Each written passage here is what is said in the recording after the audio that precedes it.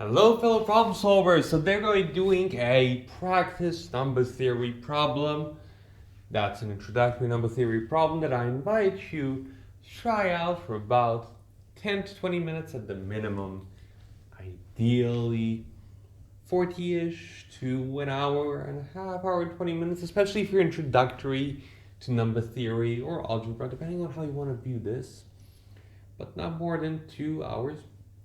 If you'd like to go longer, that gives us a go for the next 15 minutes. And now let's begin. So we have these integers a, b, c, d, e that satisfy when you multiply the 5 of them, you get the sum of the 5 of them.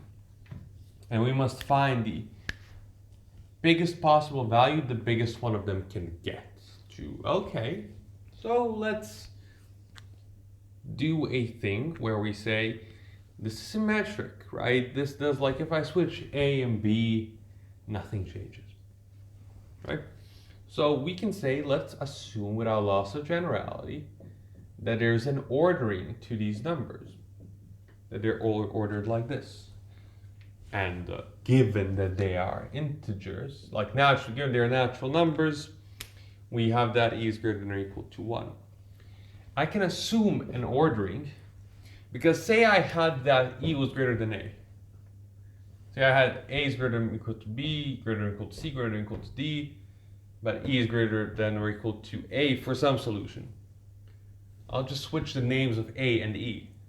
I'll just call a e and I'll call e a.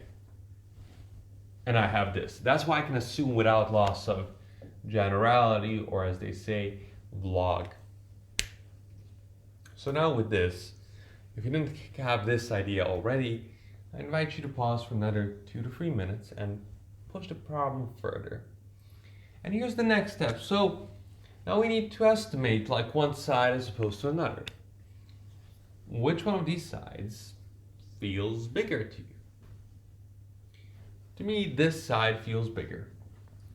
So my question is, could I make this side be smaller than something? That's like one route to take. Or can I make something about this side? Can I show that this side is less than or equal to something else, right? Can I do something around those two things? So that's the question. And now I invite you here to pause for 5 minutes and see, how would you estimate these things? And for me, I would go, every single one of these numbers is less than or equal to a plus a plus a plus a plus a, which is equal to 5a. Now I have 5a is greater than or equal to a times b times c times d times e. What does that mean? Well, it means that b, c, d, e, once I cancel the a's, is less than or equal to 5. With equality, if and only if a is equal to every single one of them. But if a is equal to every single one of them, then this is a to the power of 4. And then what's it called? This is equal to every single one of them, a is 1. But that is also just not a solution. That doesn't satisfy the problem requirements. So we're going to have these numbers multiply out to a number less than or equal to 5. Now, what does this tell us about, say, d and e? Well, think about it. What are the numbers we can get that are less than or equal to 5? If b is equal to a 4, then c, d, e must all be 1s. If b is equal to 3, c, d, e must all be 1s. If b is 2, then c is either 1, in which case d and e are 1, or c is 2, in which case the latter two are 1. If b is 1, all of them are equal to 1. So in every single one of these cases, we have d and e are going to equal what? 1. So if the equality is to hold true, then it follows from here that d is equal to e is equal to 1. And it makes sense, like a 1 doesn't change anything here, but it adds something extra on this side. And mind you, the only time we really don't have c equal to 1 as well is when we have what? When we have this case, b is 2, c is 2. And we should check that out separately. But we know d and e are 1 immediately. And now let's check the case where c is equal to 2 and b is also equal to 2. And then we'll get that for a is equal to a plus what? Plus 2 plus 1 plus 2 plus 1 is equal to a plus 6. 3a is equal to 6. A is equal to 2. And this is a solution. So that's this case. But if this is not the case, then c is equal to 1. Right? C is either 1 or 2. And now if c is 1, then what does this become? It becomes a times b is equal to a plus b plus 3. Now I invite you to pause for 4 minutes and solve this. I hope you paused. Maybe pause for 4 more if you haven't. Because the idea is this. Can we factor this? This grows bigger than this. And the answer is yes, we can.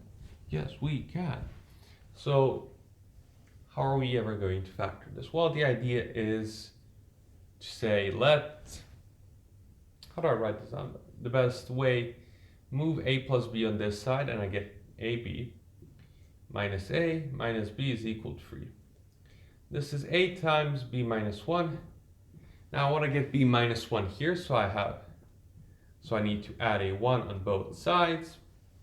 And then I have that this implies that a minus 1 times b minus 1 is equal to 4. And now what are the possible solutions to this? Well, it's x times y is equal to 4. And we have x is greater or equal to y. So this is either 4 times 1 or 2 times 2.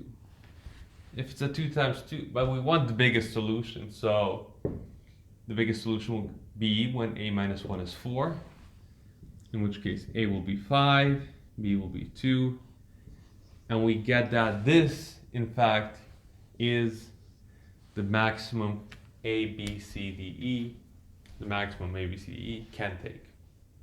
Because we've actually found all the solutions to this equation in a way. We found that d and e need to be equal to 1. And if c is equal to 2, then we have b is equal to 2. And we solve it. If c is 1, then we have this equation and we solve that as well. And we could have just written out all the solutions and said, well, the biggest one, the solution which has the biggest max is the one where we have 5, 2, 1, 1, 1. And this finishes up our problem. And it goes to show like this idea of, one, if you can get an extra condition in a problem, usually a decent idea to do so, because it gives you new information, new things to work with. If there's something that you can say without loss of generality, then say it. And then you have that, once you have an ordering, you can estimate sizes, and you estimate sizes by trying out different inequalities, really. This is something you get better at as time goes on. I sometimes get confused, like, which sign do I need? I was going to estimate this initially by greater than or equal to 1. And then I saw, wait a second, that's not going to be very useful. So it takes time and practice. But this finishes up our problem, and as always, thanks for problem solving.